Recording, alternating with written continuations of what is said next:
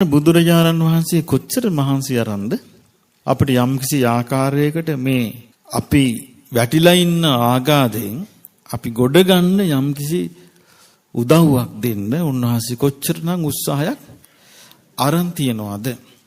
ඒකනේ බුදුරජාණන් වහන්සේ ආනන්ද හඳුරන්ට දේශනා කළේ ආනන්දය ඔබ යම්කිසි කෙනෙකුට ආදරයක් ඇත්නම් කරුණාවක් ඇත්නම් අනුකම්පාවක් ඇත්නම් තථාගතයන් වහන්සේව හඳුන්වා දෙන්න ඕනේ කියනවා. තථාගතයන් වහන්සේ කෙරෙහි හිත පහදවන්න ඕනේ කියනවා. ඇයි උන්වහන්සේගේ අවබෝධය හරි නිසා. ඊළඟට ධර්මයේ හඳුන්වා දෙන්න ඕනේ කියනවා.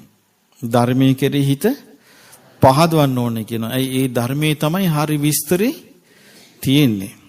ඊළඟට සංඝයාව හඳුන්වා දෙන්න ඕනේ කියනවා. සංඝයා කෙරෙහි හිත පහදන්න ඕනේ. ඒ කියන්නේ බුදුරජාණන් වහන්සේගේ මාර්ගඵලලාභී රහතන් වහන්සේලා ප්‍රමුඛ මගඵලලාභී ශ්‍රාවකයන් මේ මාර්ගේ ගමන් කළා ගමන් කරනවා.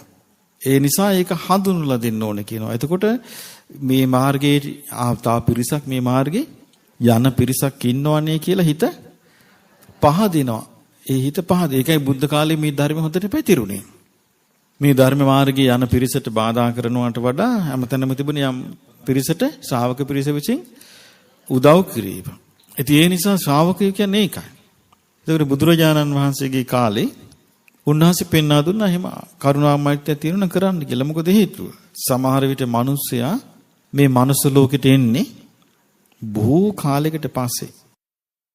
සමහර විට දැන් බුද්ධ දේශනා බලද්දි පේනවා නිරේ හිටපු එක්කෙනත් දුක් විඳලා ආයමත් මනුස්ස ලෝකෙට එනවා. හැබැයි මනුස්ස ලෝකෙදි සමහර විට උපපජ්ජ වේදින කර්ම විපාකයට දැන් මොන දෙනවා. ඒ කියන්නේ අය කොලෙඩ දුකින් යුක්තයි, කරදරෙන් යුක්තයි, නැති බැරි කමෙන් යුක්තයි මේ වගේ දෙයකට මොන දෙනවා. සමහර කෙනෙක් තිරිසන් අපායේ ඉඳලා මනුස්ස ලෝකෙට එනවා. සමහර කෙනෙක් പ്രേත ලෝකෙ ඉඳලා මනුස්ස ලෝකෙට එනවා.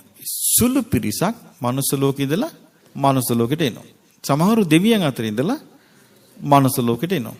එතකොට මේ කොයි අතරින් ඉඳලා මනුස්ස ලෝකෙට ආවත් සමහර විට යාට තියෙන්න පුළුවන් ධර්මයේ අවබෝධ කිරීමේ ඒ කියන්නේ ප්‍රඥාව දියුණු කර ගැනීමේ වාසනාව, කුසල් වැඩිීමේ වාසනාව, අකුසල් දුරු කිරීමේ වාසනාව, සිහිය උපද්දවා ගැනීමේ වාසනාව තියෙන්න පුළුවන්. නමුත් අපි ඒක නොදැන ඉන්න පුළුවන්. කෙනෙක් ඒක නොදැන ඉන්න පුළුවන්. එතකොට බුදුරජාණන් වහන්සේගේ ධර්මයේ ඇහුවොත් විතරයි තමන්ගේ සැඟවී ගිය වාසනාව මතුවෙන්නේ.